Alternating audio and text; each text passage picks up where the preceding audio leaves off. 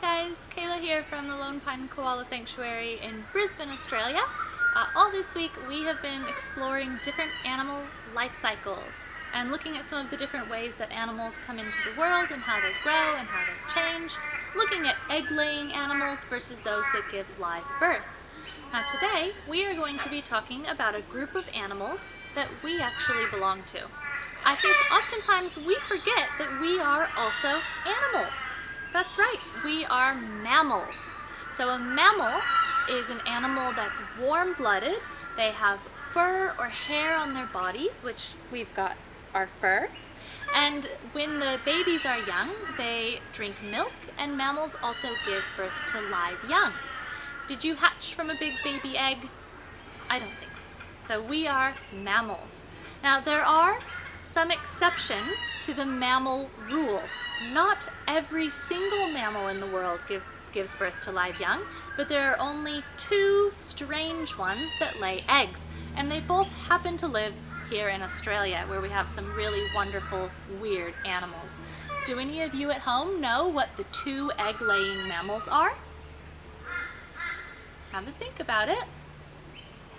So, the only two mammals in the world that lay eggs are the platypus and the echidna. Now these two animals, the platypus and the echidna, are a special type of mammal known as a monotreme. So they are warm-blooded, they do have fur. The spikes on the echidna are actually a modified hair. So this is their fur, and then they've got fur underneath the spikes as well. And they also produce milk to give to their young, but instead of their babies being born live, they're born and hatch out of an egg. The echidna, they have a big egg that they lay, and they carry it around in a pouch for a little while, but the pouch is only there while they've got the egg, and then when the baby hatches, the pouch actually reabsorbs and goes away. So they have a temporary pouch, which is pretty cool. Another cool thing about platypus and echidnas is that their babies are known as puggles, which I just think is very, very cute. But today we're going to be looking at the life cycle of a different type of mammal. It's not a monotreme. The mammal that we're going to be doing a life cycle for is a marsupial. Does anyone at home know what a marsupial is? Is it an animal that likes to eat a lot of soup? I don't think so. So marsupial is a word for a mammal that has a pouch. Now only the females have the pouch because there's something very important that goes into that pouch, and I think we're going to find out what it is in just a little bit.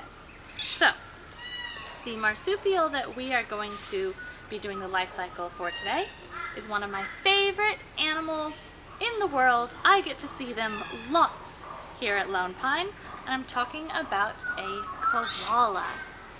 Now I wonder if you can guess how big a baby koala is when it's first born. First of all, maybe start off thinking about how big you reckon you were when you were born, and maybe show with your hands.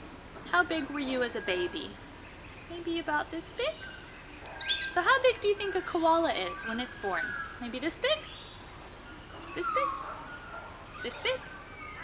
Even smaller.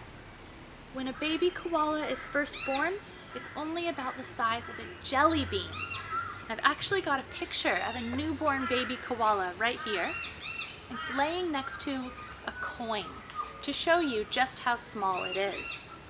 So, it's about 2 centimeters, this little koala. And does it have any fur on it? What color is it? It's kind of pink, and it looks a little bit slimy. It almost looks like a little pink worm. Doesn't look much like a koala at all. It's very, very underdeveloped. So, when a koala baby's born, it does not look like a koala at all. But, as I mentioned before, a koala is a type of mammal called a marsupial.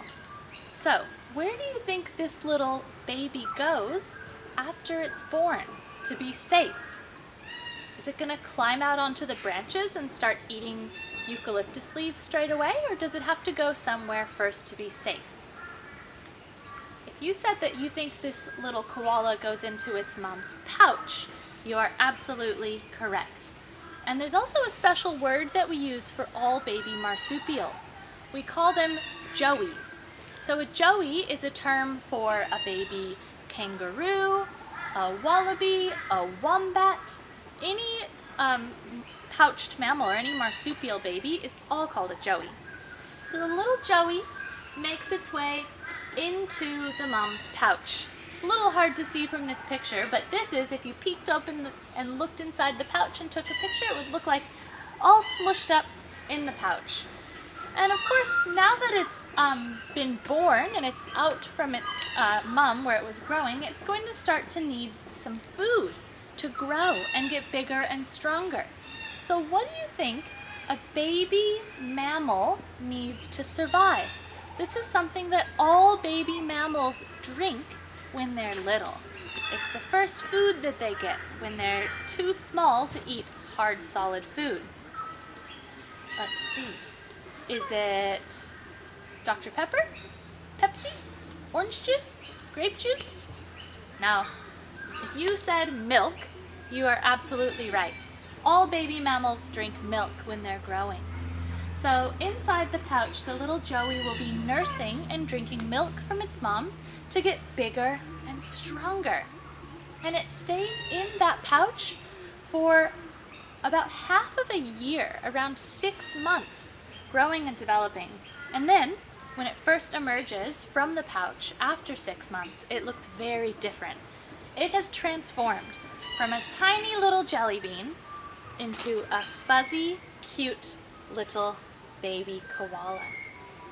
So its eyes have opened, its nose has turned black, it has little soft fur on its body, and it's ready to peek out from the pouch and say hello to the world for the first time. And the little joey will look out of the pouch and it will notice that its mom isn't drinking milk, its mom is eating something else. Do you know what a grown-up koala eats? It's their favorite food, and it's pretty much the only thing that they eat.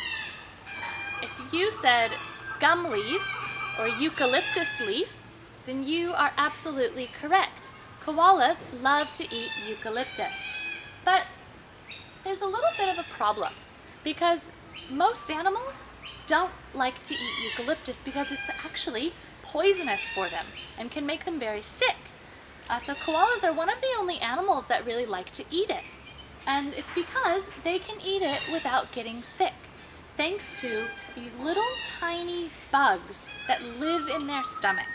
Now, these bugs are so small you can't see them with your eyes. You would have to look at them under a microscope. They're called bacteria. And we have bacteria in our stomachs as well.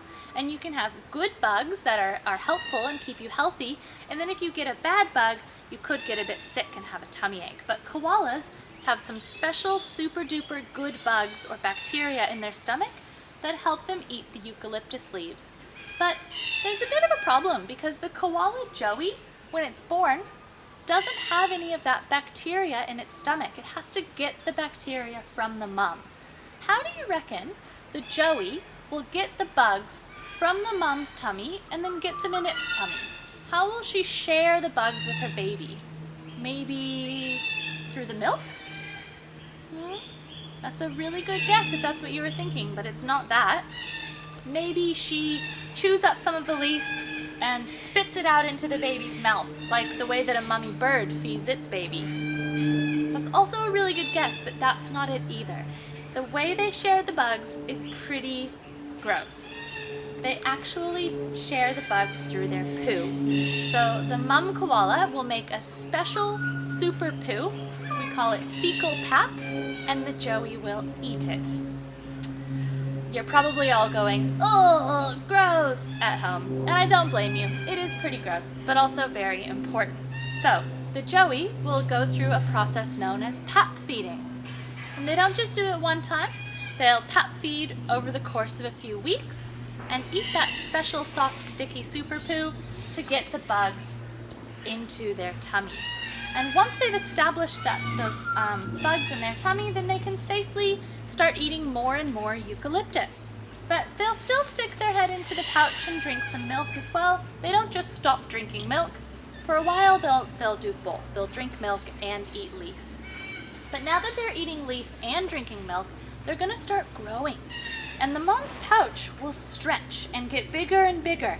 And the joey will start spending more and more time out of the pouch until usually around 7 or 8 months, the joey will be too big to fit back into the pouch and will spend most of its time riding around on mom's back. So at around 7.5 or 8 months old, we call this a back young. They are still a joey because they're still with their mom and they'll still stick their head into the pouch for some milk, but they can't go all the way back into the pouch anymore. They're just too big for that. And then they'll start to become more and more independent.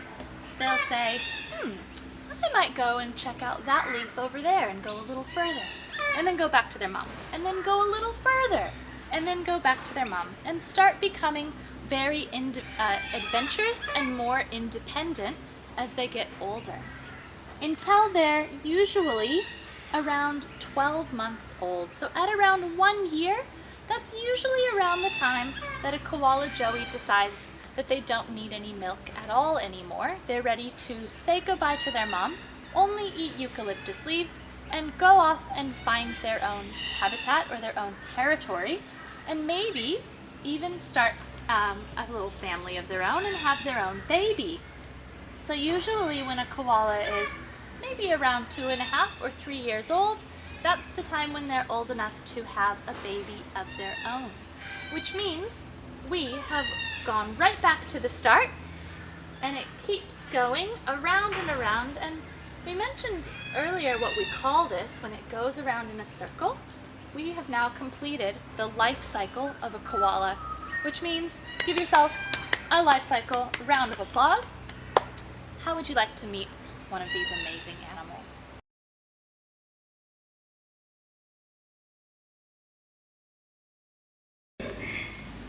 Hi guys, you did a fantastic job helping me out with the life cycle of a koala. And this is a beautiful boy koala named Sprocket. A Sprocket is not a joey, he's a 7-year-old koala, which in koala years means that he's a grown-up. The lifespan of koalas in the wild is usually about 8 to 10 years, but in a place like Lone Pine, the koalas do tend to live a fair bit longer. That's because they have all the food they could need, they've got people looking after them, they don't have to worry about predators. So it's not uncommon for a koala to live into their teenage years, so they can live to be 13, 14, 15 years old. Being a boy koala, Sprocket would be a little bit bigger than a female. The boy koalas do grow to be heavier, and they also are a little bit stinkier. So I can actually smell Sprocket right now. I think he smells lovely, but boy koalas have a brown spot on their chest, and it's called their scent gland, and it produces kind of a stinky oil that they use to mark out their territory.